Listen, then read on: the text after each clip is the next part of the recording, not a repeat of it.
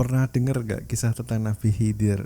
Nabi Khidir itu dikabarkan ketemu banyak orang ya, kecuali Nabi Musa yang memang sudah diceritakan di Al-Quran ya. Tapi ada cerita juga loh, Nabi Khidir ketemu sama kiai dari Indonesia. Ya sering kali kita dengar itu Nabi Khidir aktif menjalin kontak dengan orang-orang dengan tingkat spirituali tertentu atau biasa kita sebut sebagai wali. Ada kabar bahwasanya Nabi Khidir ini bertemu dengan Mbah Hamid Pasuruan, Mbah Dalhar Watu Congol atau Gusmi ya, itu katanya sering ditemui Nabi Khidir. Kalau kisah-kisah terdahulu juga Nabi Khidir dengan sejumlah orang pernah bertemu tuh, seperti ketemu sama Ibnu Arabi, Syekh Abdul Qadir Jailani, dan Zulkarnain atau bahkan seorang Aristoteles juga pernah ketemu sama Nabi Khidir. Kalau dalam Al-Quran jelas Nabi Khidir pernah bertemu sama Nabi Musa. Dalam surat Al-Kahfi diceritakan ya, awal mula Nabi Khidir bisa bertemu Nabi Musa itu gara-gara ada sedikit kesombongan Nabi Musa ketika sedang berkumpul dengan kaumnya.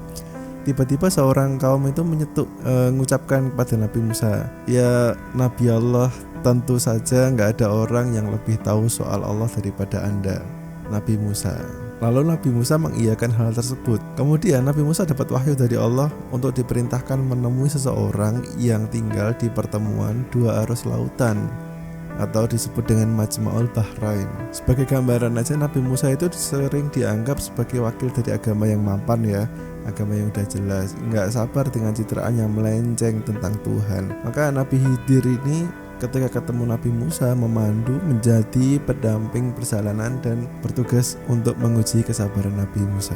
Khidir memperkenalkan lapis-lapis pengetahuan yang belum dikenal Nabi Musa agar ia lebih sabar dalam menghadapi paradoks-paradoks kehidupan. Setiap orang yang ditemui oleh Nabi Khidir, Nabi Khidir ini akan memiliki metode tersendiri, jadi gak selalu sama. Kenapa sih kata Nabi Muhammad, kenapa namanya Nabi Khidir? Nabi Muhammad SAW menjelaskan dia dinamai Khidir karena ketika dia duduk di atas tanah tandus, maka tanah itu menjadi hijau oleh tumbuh-tumbuhan. Dengan kata lain, Khidir adalah alegori tentang kesuburan, regenerasi, dan juga peremajaan jiwa manusia. Ya tadi seperti yang cerita di atas tadi, bahwasanya Nabi Khidir itu menjadi guru yang memberikan bimbingan dengan cara yang berbeda kepada tiap orang. Tidak seperti pendakwah yang selalu dai kepada setiap orang dengan cara yang sama. Ada sebuah cerita, jadi dengan Nabi Musa itu ceritanya mengajak Nabi Musa pergi ke perjalanan. Ini ada cerita lagi, yaitu dengan kepala polisi atau kepala keamanan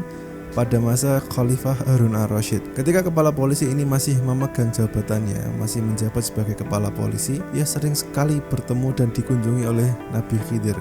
Suatu hari kepala polisi itu meletakkan jabatannya karena dia ingin pensiun gitu. Sejak si kepala polisi ini pensiun, Nabi Khidir tak pernah lagi hadir datang ke rumahnya. Kok setelah saya pensiun malah Khidir gak pernah datang? Dia resah, dia khawatir gitu. Suatu malam si Pak kepala polisi ini kepikiran bahwasanya jangan-jangan Khidir gak datang lagi itu gara-gara ada hubungan sama profesi saya. Ketika saya masih jadi kepala polisi, Khidir masih datang, tapi kok ketika saya udah berhenti jadi kepala polisi, Khidir udah gak datang. Nah, setelah malam tersebut, di esok harinya si kepala polisi ini menemui Khalifah Harun ar-Rasyid dan meminta kembali jabatannya. Tentu saja Harun ar-Rasyid heran, loh Anda yang minta mundur, kok Anda minta kembali? Lalu kepala kepolisian ini tuh menceritakan semuanya, semua yang telah dialaminya. Akhirnya dengan cerita tersebut, singkat cerita, Harun ar-Rasyid itu memberikan jabatannya kembali sebagai kepala kepolisian. Dan memang terjadi apa yang dia bayangkan, bahwasanya ketika dia kembali menjadi seorang kepala polisi, Khidir datang lagi. Ketika bertemu sama Nabi Khidir, kepala polisi ini akhirnya bertanya karena penasaran tuh ya, kenapa ketika saya pensiun, saya melepaskan jabatan saya, Anda tidak datang lagi kepada saya, wahai Khidir? Khidir bilang gini, posisi kamu waktu itu bisa melindungi orang-orang miskin dan membebaskan mereka dari cengkraman kedoliman, dari cengkraman penindas. Kamu juga harus tahu bahwasanya hal ini lebih baik daripada meditasinya 1000 orang sufi. Jadi daripada Anda pensiun, lebih baik Anda jadi kepala polisi, karena ketika Anda kepala polisi punya kuasa, Anda bisa menghindarkan kedaliman kepada masyarakat miskin. Masuk ke dalam cerita selanjutnya bahwasanya Nabi Khidir pernah bertemu juga sama seorang ulama Mesir, namanya Sayyidi Ali Ad-Darir An-Nabtiti. Beliau ini pernah bertanya kepada Khidir mengenai ulama-ulama Mesir yang hidup pada masa itu. Khidir menjelaskan tentang ihwal atau keadaan setiap ulama. Kemudian Sidi memiliki pertanyaan kepada Khidir, ya Khidir, bagaimana tentang Syekh Zakaria Al-Ansari? Lalu Khidir jawab, dia adalah seorang ulama yang baik dan soleh. Hanya aja beliau ini memiliki satu kekurangan, kata Khidir. Apa itu? Ketika ia berkomunikasi dengan raja, dia selalu menulis namanya dengan Syekh Zakaria, yang mana di sana tertulis gelar Syekh.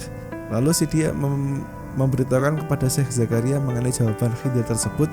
Sejak saat itu Syekh Zakaria tidak pernah lagi memasang gelar Syekh di depannya. Tapi ya memang ya kita tahu sendiri bahwasanya kadang-kadang gelar itu bikin silau. Gelar mau di depan atau belakang itu bikin silau.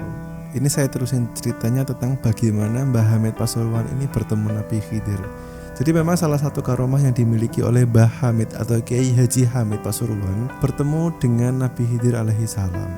Ini karomah yang luar biasa sih. Kalau teman-teman belum tahu, Kiai Haji Hamid Pasuruan itu salah satu ulama Indonesia yang sangat masyhur kewaliannya, karena beliau sering memperlihatkan kewaliannya gitu loh, karena banyak karomahnya. Bahkan Kiai Hamid tahu itu adalah sosok Nabi Khidir meskipun Nabi Khidir sedang menyamar. Sehingga cerita gini, suatu hari Mbah Hamid itu jelasin kepada Kiai Yunus Tulung Agung bahwa besok pagi sampai duhur akan ada Nabi Khidir. Wah, viral berita ini, kemudian menyebar kepada seluruh jamaah dan para kiai. Sejak subuh banyak orang yang datang kepada Mbah Hamid, sampai para habaib, para kiai sekitar datang.